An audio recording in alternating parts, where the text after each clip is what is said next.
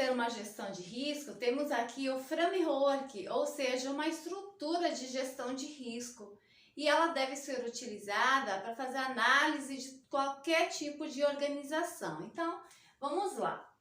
Nessa estrutura de gerenciamento de risco, 1, 2, 3, 4, 5, nós temos 5 etapas. A primeira etapa que é identificar os riscos. E essa identificação de risco pode ser feita através da análise SWOT, onde a gente estará analisando o cenário, o contexto da organização. Dentro do cenário interno, fraquezas e forças. No cenário externo, estaremos analisando as ameaças e as oportunidades. Então, aplicando a metodologia SWOT, a análise SWOT. A segunda etapa, nós temos a etapa de analisar. Então, a gente vai fazer uma análise desses riscos já identificados. Qual é a probabilidade desses riscos acontecerem? Qual a magnitude, a severidade desses impactos? Posteriormente, a gente faz a avaliação, ou seja, é uma decisão. Com base na análise, a gente vai definir se a gente vai aceitar esses riscos ou não. Se a gente aceita o risco, não faz nada. Mas se a gente não aceita esse risco, então a gente vai tratar. Se o risco é pequeno, médio ou alto. Risco pequeno podemos aceitar. Mas os riscos médios e altos ou grandes, a gente vai abordar. Nós vamos fazer o tratamento desses riscos. Vamos abordar esses riscos. De que forma? Eliminando o risco, eliminando a fonte do risco. Mudar a probabilidade desse risco com ações mitigadoras, mudar consequências, compartilhar o risco. E na quinta e última etapa é o monitoramento, ou seja, nós analisar essas ações que foram estabelecidas para abordar os riscos, para assegurar sua eficácia e eficiência. E esse programa de gerenciamento de risco é uma ferramenta de gestão contínua. Periodicamente estaremos reavaliando os nossos riscos. Faz na prática essa gestão de risco, construímos uma planilha aqui para exemplificar para você como a gente faz essa gestão de risco na prática. Então, nossa planilha, ela possui planilha com 2 exemplos. Nossa planilha tem 6 colunas, onde a primeira coluna representa o risco, onde a gente coloca o risco identificado lá através da análise SWOT. Então, o risco de atropelamento, que a gente tem um cenário, que é uma pista movimentada de veículos, uma avenida, onde se tem uma faixa de segurança, se tem os pedestres passando por essa faixa de segurança. Qual é o risco? Identificamos inicialmente o risco de atropelamento. Qual é a consequência? Ou seja, análise, né? Antes da análise do risco, a gente faz a consequência. Qual é a consequência desse atropelamento? Pode resultar em ferimentos graves, inclusive óbito. Então, a gente colocou a situação mais severa, que é o óbito. Então, na terceira coluna, a gente tem a probabilidade. Qual é a probabilidade deste risco acontecer? E aí a gente estabelece critérios para identificar se a probabilidade é 1, é 3 ou 5. Então, precisamos estabelecer esses critérios, porque, caso contrário, cada pessoa pode definir aleatoriamente se é 1, 3 e 5. Então, a gente define critérios para cada uma dessas faixas aqui. Então, nós definimos aqui que a probabilidade deste risco acontecer é alta, é a maior de todas, certo?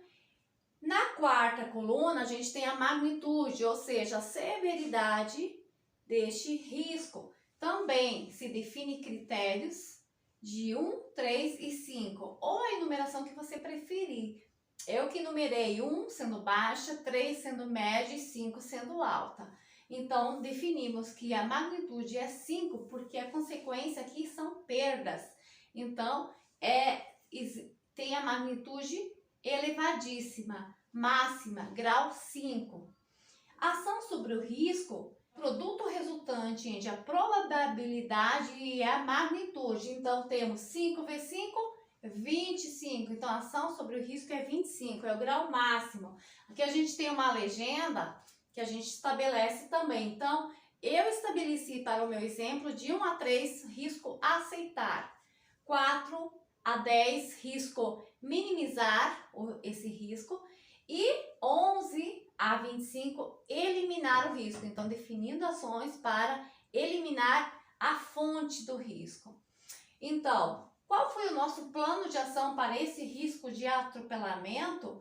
Foi implantar passarela. Você implanta passarela, você elimina a faixa de segurança e você cria as barreiras na pista para que os pedestres de fato passam pela passarela.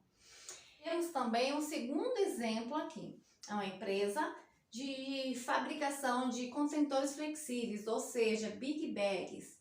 Então, temos aqui o risco envio de produto, big bag, para o cliente não conforme.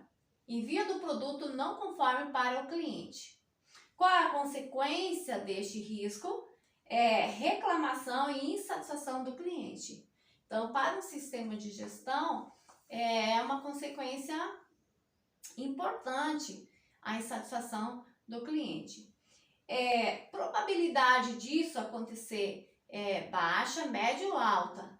Para o nosso exemplo, a gente atribuiu que a probabilidade é baixa. A magnitude média, porque o impacto, essa consequência, ela já afeta as partes interessadas e o cliente é uma importante parte afetada. E para quem tem um sistema de gestão da qualidade, um dos objetivos é aumentar a satisfação do cliente. Se nós temos insatisfação, a gente pode não atender esse objetivo da qualidade. Então, já enumeramos aqui como sendo magnitude média. Qual foi o produto resultante sobre a ação, sobre o risco? 3. O produto resultante entre a probabilidade e severidade, 3. 1 vezes 3, 3. Para o risco 3, o que nós iremos fazer? 1 a 3, aceitar, não fazer nada, apenas manter os controles existentes. Como a probabilidade é muito baixa, porque já existem controles existentes, eles impedem que a nossa ação sobre o risco fica elevado. Então, quais são essas ações já existentes?